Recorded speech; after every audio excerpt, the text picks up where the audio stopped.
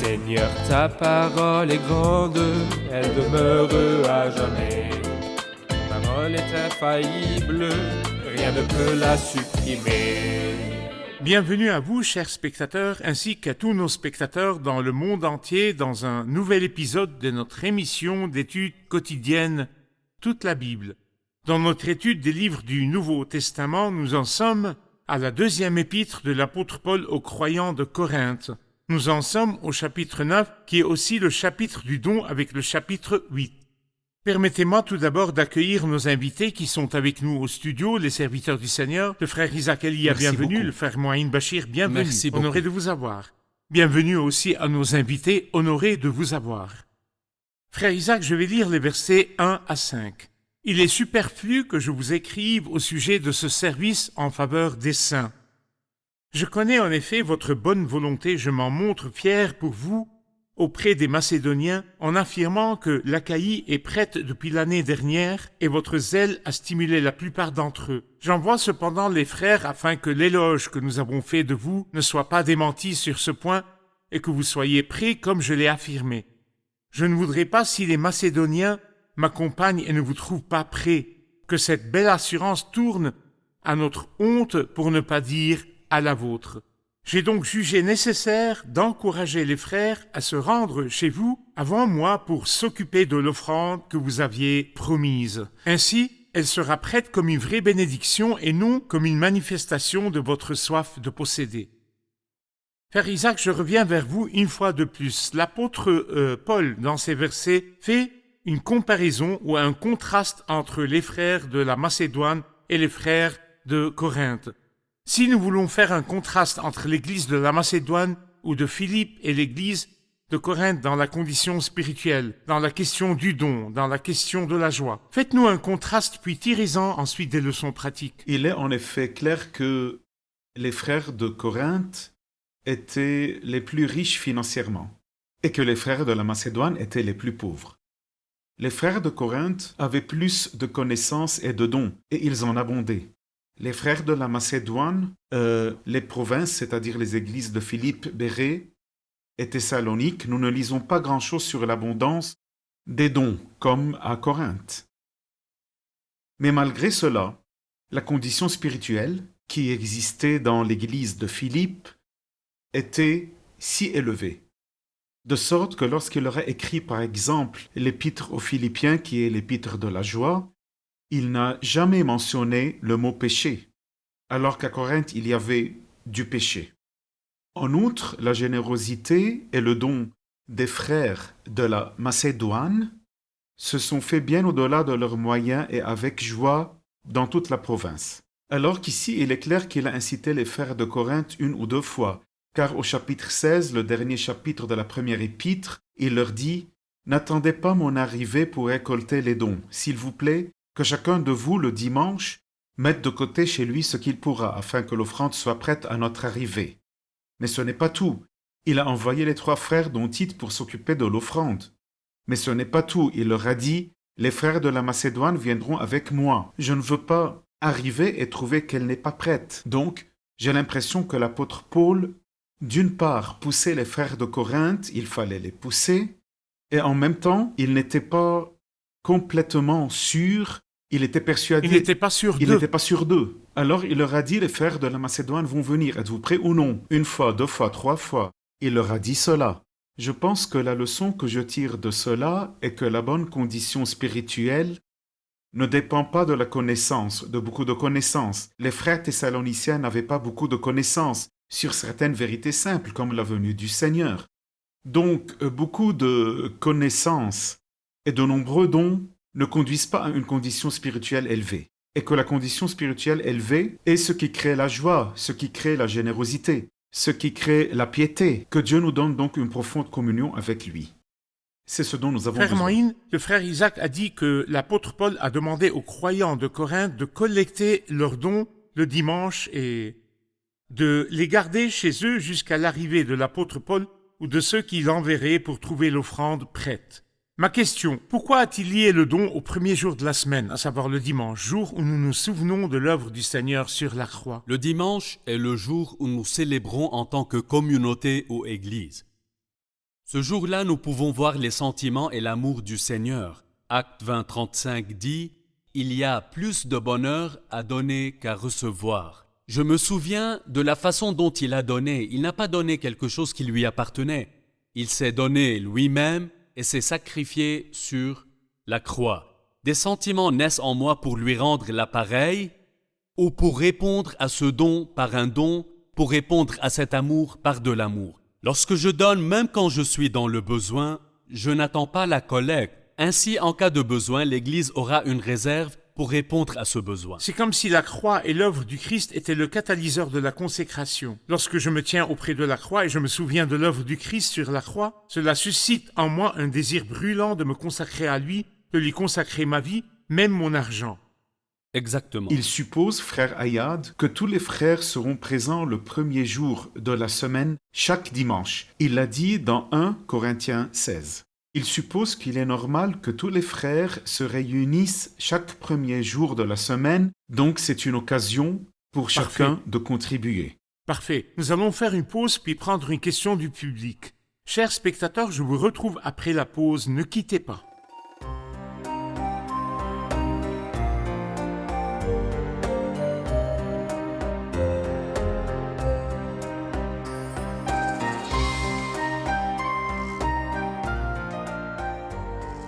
J'ai une question. Allez-y. Ce qui compte pour Dieu, est-ce le grand don ou l'état du cœur qu'il offre? Ce qui compte pour Dieu est ce que je donne ou comment je le donne. Il le dit clairement au verset 7 de notre chapitre 9, que chacun donne comme il l'a décidé dans son cœur, sans regret ni contrainte. Peut-on donner avec regret? Je suppose, frère Ayad, que c'est possible. Si je me sens menacé, par exemple, si quelqu'un me menace et me dit « faites attention », ce qui n'ira pas au Seigneur peut aller à la maladie, peut-être à, je dis, Dieu nous en préserve. Le frère dira « sinon quelque chose est moi », c'est-à-dire « je donne sans joie », pour ainsi dire, car il continue à dire comment il faut faire le don, car Dieu aime celui qui donne avec joie. Donc, il y a aussi autre chose. Je sais par exemple que le frère untel est un peu riche. Et je n'arrête pas de dire, est-ce que frère untel a contribué? Ou je dis devant les frères, frère untel, qu'est-ce qui t'arrive? Et le frère est gêné. Il n'y a pas d'obligation, en Oui, vérité. le frère est gêné. Il donne d'une certaine manière. Par Il y a contrainte. beaucoup de choses qui ne sont Il pas... donne par contrainte. Il donne par contrainte. Ou bien il donne sans joie. Non, nous ne voulons pas ça. Que chacun donne comme il a décidé dans son cœur. Et aussi, la deuxième chose positive, car Dieu aime celui qui donne avec joie, sans regret ni contrainte. Dieu peut vous combler de toutes ses grâces afin que vous possédiez toujours à tout point de vue de quoi satisfaire à tous vos besoins, jusqu'à la fin. Vous avez dit que cela dépend de l'état du cœur. Bien sûr, J'aimerais que vous commentiez le premier mot du premier verset au sujet de ce service en faveur des saints. des saints. Oui, De qui parlons-nous ici? Qui sont ces saints? les saints pauvres sont les pauvres de Jérusalem. Pourquoi donc sont-ils classés comme des gens de seconde zone dans beaucoup d'églises et qu'ils sont les frères du Seigneur? Même le terme n'est pas exact. Qu'ils C'est sont vrai. dans le besoin que nous leur tenons une réunion à part et qu'ils ne se mélangent pas aux autres réunions. Comment les appelle-t-on? Les saints. En quoi sont-ils des saints? En Christ. Le fait est que le principe de division n'est pas du tout un principe divin. Que je divise les croyants, par exemple. Des réunions des hommes d'affaires, des réunions des pauvres, des réunions de je ne sais qui, et des réunions de je ne sais quoi. C'est l'Église. Où est l'Église? Parfois, dans certaines activités, il peut y avoir des sous-réunions. Mais nous devons comprendre que la réunion authentique et le but réel et La réunion de c'est la l'Église. réunion de l'Église. Il y a des saints pauvres et des saints riches. Ceux-ci sont des saints et ceux-là sont des saints. C'est vrai. Il n'y a rien de tel que de les classer et de dire que ceux-ci sont frères du Seigneur et ceux-là... Et quand moi je contribue aux besoins d'un membre pauvre du corps du Christ, je dois contribuer avec le sentiment qu'il est un saint. Un membre du Je corps reçois du du Christ. fruit et une bénédiction devant Dieu en contribuant C'est aux vrai. besoins d'un saint avec moi dans le corps du Et Christ. vous ne le saurez jamais, Je frère ne lui Ayad. fais pas l'aumône comme Bien si... sûr. Vous ne saurez jamais comment ces choses affectent la psyché de ces saints. Cela blesse C'est leurs vrai. sentiments, comme si nous les séparions de nous. C'est vrai. Frère Moïne, après avoir parlé du principe des semailles et de la moisson, il dit au verset 8, Dieu peut vous comblé de toutes ces grâces afin que vous possédiez toujours à tout point de vue de quoi satisfaire à tous vos besoins et que vous ayez encore en abondance pour toute œuvre bonne. Je voudrais vos commentaires sur ce beau verset. L'idée de satisfaction est peut-être claire. L'apôtre Paul a voulu la mettre devant eux et devant nous. Parfois, certains la comprennent mal. Je suis satisfait lorsque j'atteins un certain solde ou une certaine somme. Non, si je n'apprends pas à me satisfaire du peu que je possède, je n'apprendrai pas à être satisfait même si le peu se transforme en beaucoup. Quand l'apôtre Paul lui-même a-t-il dit « J'ai appris à être satisfait de ma situation », pas lorsqu'il avait atteint le plus haut degré de richesse, mais lorsqu'il était en prison. Mais qu'avais-tu en prison, Paul? Il répond « Non, l'idée n'est pas ce que j'avais et dont j'étais satisfait. L'idée, c'est que dans la situation où je suis, je me contente de ce que j'ai entre les mains. » Il leur dit ici « Je veux que vous atteigniez ce point. » Toute satisfaction, nous remarquons que le mot « tout » est souvent répété. Toute satisfaction, toujours à tout point de vue, en abondance pour toute œuvre bonne. Qui pourrait m'apprendre cette leçon-là? La grâce de Dieu. Il appelle le ministère grâce. C'est la grâce de Dieu qui vous apprend la leçon. On n'est jamais satisfait par nature. L'œil ne sera jamais rassasié de voir, mais la grâce de Dieu peut m'apprendre cette leçon. Je vois en parlant de satisfaction ici qu'on n'est pas riche en fonction de ce qu'on a. C'est mon opinion personnelle, mais on est riche quand on n'a besoin de rien. Je peux être très pauvre, mais je me sens très satisfait. Vous voyez, je pourrais être très riche, mais insatiablement avide. J'ai 1 million et j'en veux un autre. Et l'œil ne sera jamais rassasié de voir. Le riche n'est pas celui qui a beaucoup, mais celui qui n'a besoin de rien, qui ne se sent pas dans le besoin. Il n'a peut-être rien et son solde bancaire est à 0, mais il a l'impression de posséder le monde entier. Au chapitre 6, il dit comme pauvres et pourtant nous en enrichissons beaucoup. Bien que nous soyons pauvres, nous sommes une source de richesse pour Bien beaucoup, sûr. c'est vrai. J'ai lu quelque chose sur l'un des super riches les plus célèbres au monde. On lui a demandé, après avoir atteint cette richesse illimitée, quel est votre souhait? Il dit que ma richesse soit doublée. Où est l'idée de satisfaction? Il n'y a pas de satisfaction chez l'homme. C'est vrai, c'est vrai. Frère Moïse, je reviens vers vous avec une question sur le verset 12. En effet, le service de cette collecte ne pourvoit pas seulement aux besoins des saints, il fait aussi abonder les prières de connaissance envers Dieu. Je voudrais votre commentaire sur ce beau verset. En fait, cela fait partie, comment dirais-je, des bénédictions de ce ministère ou de ses privilèges, quel que soit le nom qu'on lui donne. Il ne témoigne pas seulement des sentiments et de l'amour de celui qui fait l'offrande, ni ne pourvoit seulement aux besoins de celui à qui je fais l'offrande, mais il fait abonder la gratitude envers Dieu. Dans quel sens? Ceux qui la donnent rendent grâce à Dieu. Je te rends grâce parce que tu m'as donné et que j'ai contribué à ce don. Et celui qui reçoit dit, je te rends grâce Seigneur parce que j'étais dans le besoin et que tu as répondu à mon besoin. Et celui qui porte l'offrande, comme Tite ici, et la remet, je te rends grâce Seigneur de m'avoir honoré de pouvoir porter cette offrande. Donc combien ont remercié pour un seul don? Les actions de grâce ont abondé envers Dieu grâce à cela. Parfait, nous allons faire une pause puis prendre une question du public. Chers spectateurs, je vous retrouve après la pause et je vous encourage pendant la pause, si vous avez des questions ou des demandes de renseignements, n'hésitez pas à nous les envoyer et nous serons heureux d'y répondre. Nous nous retrouverons après la pause.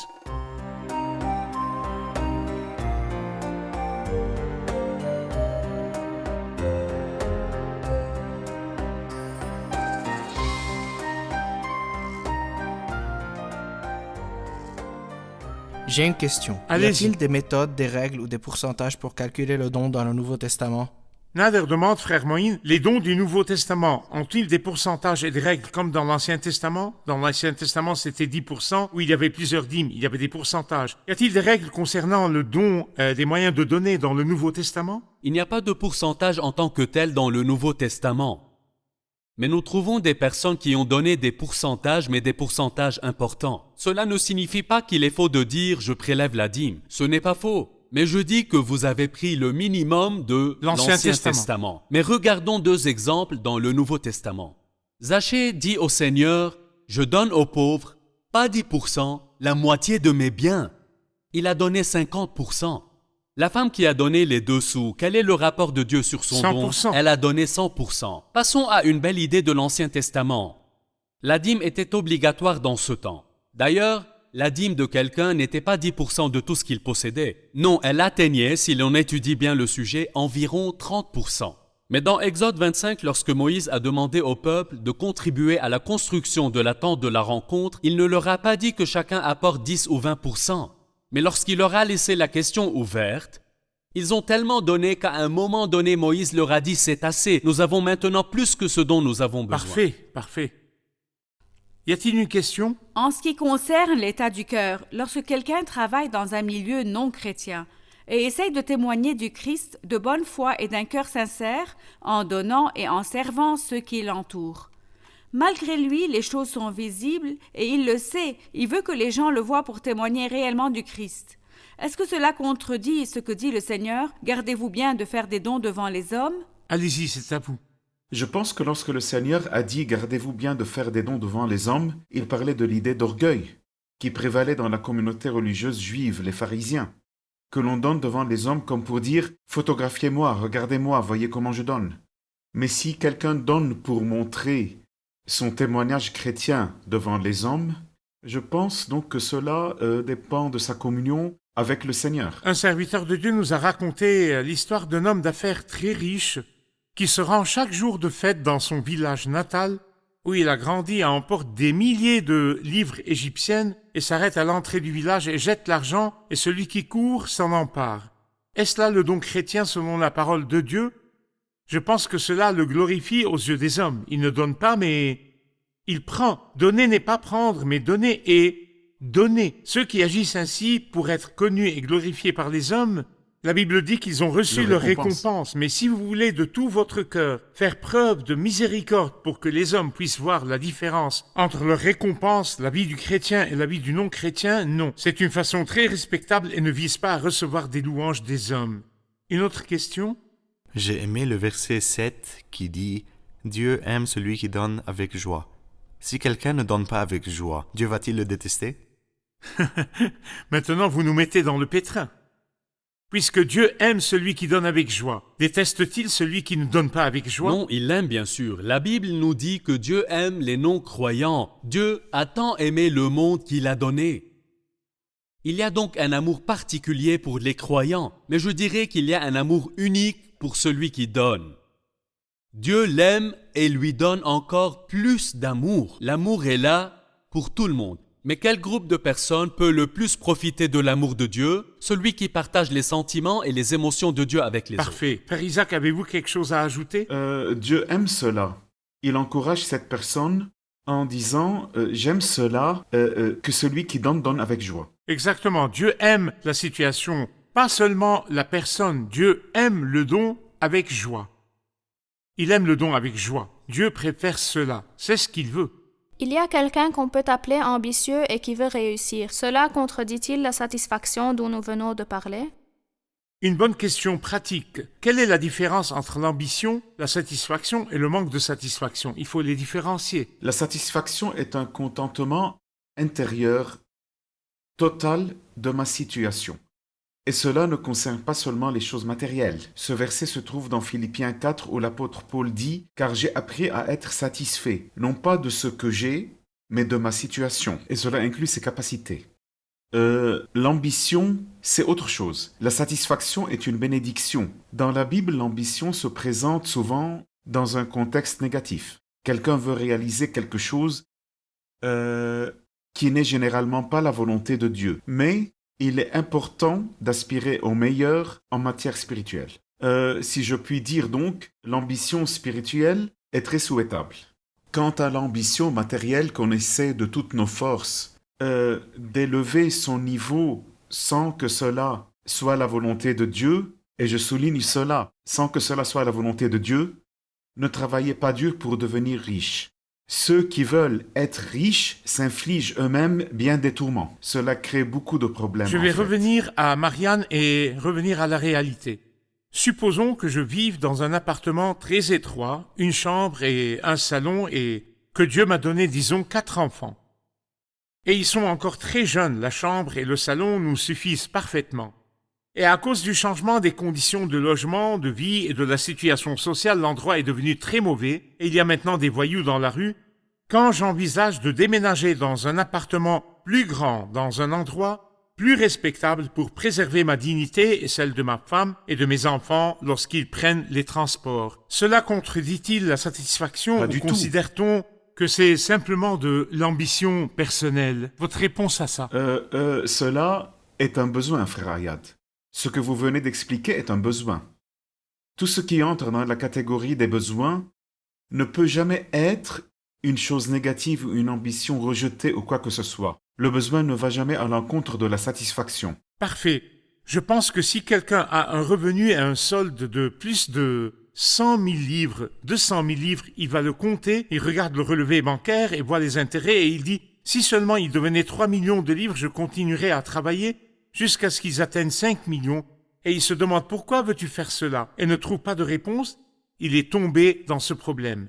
Mais si j'ai un revenu et que Dieu me donne la paix intérieure, et que je fais ma part pour les saints, pour la réunion et pour l'œuvre de Dieu, et en plus Dieu me donne l'opportunité d'aller dans un meilleur endroit ou d'améliorer mon niveau, celui de ma famille et mes revenus, je pense qu'il n'y a rien de mal à cela si je n'y mets pas tout mon cœur et si je n'en tire pas ma valeur. Nous rencontrons des gens qui sont vraiment dans le besoin, qui peuvent être croyants ou qui sont croyants mais qui ne veulent pas travailler. Ils veulent recevoir ou ils veulent attendre les dons des frères et des gens, mais ils ne font aucun effort. Quelle doit être notre attitude à leur égard? Ce sont des frères, c'est-à-dire des croyants dans l'Église. Si un frère dans l'Église ne veut pas travailler, alors qu'on lui a conseillé plusieurs fois de travailler, mais qu'il veut vivre en parasite, qu'il veut vivre aux dépens des frères, et qu'il attend l'offrande qui lui sera faite par l'Église, que devons-nous faire de lui? Je crois que l'apôtre Paul s'est exprimé sur ce point. Avertissez ceux qui vivent dans le désordre. C'est une vie désordonnée. Je l'avertis, et s'il ne sait pas comment, je peux donc l'aider à trouver du travail. Comme vous l'avez déjà dit, s'il veut travailler mais n'en a pas les moyens, je l'aide à trouver les moyens ou j'essaye de l'orienter vers un endroit où il peut travailler. Mais s'il ne veut pas travailler, je l'avertis et je le quitte. Parfait. L'Église elle-même doit adopter cette attitude à son égard. Exactement. Parfait. Pouvez-vous nous dire ce que vous avez appris aujourd'hui? Avant cela, la boîte à offrande passait le dimanche comme d'habitude et je disais tout au plus « Dieu aime celui qui donne avec joie ». Mais maintenant, après cet épisode, j'ai réalisé que Dieu nous a donné son Fils sur la croix et c'est le don le plus précieux qui soit. Tout cela me motive à me consacrer moi-même et à consacrer mon argent. Parfait, très bien. En fait, la vie de satisfaction est la plus merveilleuse qui soit, et elle a été représentée et incarnée par la veuve qui n'avait que 2 sous. J'imagine qu'elle a regardé le Seigneur et qu'elle a vu qu'il guérissait par un mot, sans argent, et qu'il nourrissait les gens sans argent. Et elle lui a dit « Tu me suffis ». Elle a mis les 2 sous. Qu'est-ce que 2 sous? Elle les a mis dans le tronc et lui a dit « Tu me suffis, je ne veux rien d'autre ». Que Dieu vous bénisse, Marie. La grandeur de notre Dieu est qu'il peut remplir les boîtes pour voir aux besoins et donner à chacun ce dont il a besoin. Mais tout comme il nous fait participer à tous les ministères, il nous a fait participer à ce ministère et nous a donné l'honneur de servir nos frères pauvres. Merci, magnifique. Nader, J'ai entendu il y a longtemps un commentaire qui m'a réconforté. Ce que j'ai n'est pas à moi, et je dois en donner une partie à Dieu. Mais ce que j'ai appartient à Dieu, et je vis sur une partie de lui. parfait, que Dieu vous bénisse. Merci, que Dieu vous bénisse. Vos ajouts sont magnifiques. Merci, serviteurs du Seigneur. Nous poursuivrons notre étude dans le prochain épisode. Chers spectateurs, nous avons appris dans l'épisode d'aujourd'hui que Dieu nous a donné son Fils sur la croix. C'est la seule motivation pour nous de donner non seulement de l'argent, mais de consacrer notre vie au Seigneur. Nous devons nous tenir près de la croix. Bien sûr, je ne parle pas de la croix en bois, mais de l'œuvre de la croix. Je médite sur les plaies du Christ, comment il s'est donné à nous sans limite, comment il s'est sacrifié, comment il a donné son sang, comment il a donné sa vie, comment il s'est donné pour nous. Et je lui dis, Seigneur, j'aimerais pouvoir te consacrer ma vie. Si vous voulez apprendre à donner, souvenez-vous de l'œuvre du Christ sur la croix. Si vous voulez avoir de la compassion pour vos frères, souvenez-vous de l'œuvre du Christ sur la croix. Et rappelez-vous que ces frères pauvres sont des saints, comme le dit ici l'apôtre Paul. Lorsque vous faites un don ou une offrande à un membre du corps du Christ, ne le méprisez pas comme si vous lui faisiez une faveur. C'est un saint en Christ et vous recevrez une bénédiction et vous prendrez part aux fruits abondants. Apprenez à donner pour être conforme à l'image du Seigneur qui a enseigné au monde à donner. Je vous retrouve dans le prochain épisode. Que le Seigneur soit avec vous.